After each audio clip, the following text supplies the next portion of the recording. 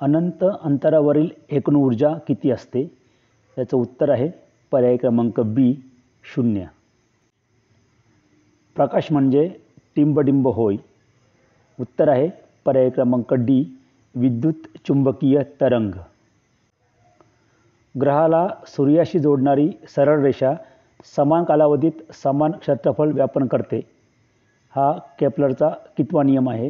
याचं उत्तर आहे पर्याय क्रमांक सी केपलरचा दुसरा नियम. मुक्त पतनामध्ये आरंभीचा वेग किती असतो? याचं उत्तर आहे पर्याय क्रमांक डी 0. जी म्हणजे टिंबडिंब होय. याचं उत्तर आहे पर्याय क्रमांक डी वैश्विक स्थिरांक. टिंबडिंब हे जीचे एकक आहे. उत्तर आहे पर्याय क्रमांक बी न्यूटन मीटरचा वर्ग छेदामध्ये किलोग्रॅमचा वर्ग. दोन वस्तूंमधील अंतर दुप्पट केल्यास गुरुत्वीय बल टिंबडिंब होईल. याचं उत्तर आहे पर्याय क्रमांक ए दुप्पट. चंद्राचे गुरुत्वीय त्वरण पृथ्वीच्या गुरुत्व त्वरणाच्या टिंबडिंब पट आहे.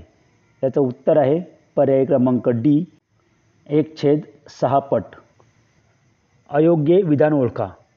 विधान ए आहे मुक्त पतन फक्त निर्वातातच शक्य आहे. हे योग्य विधान आहे.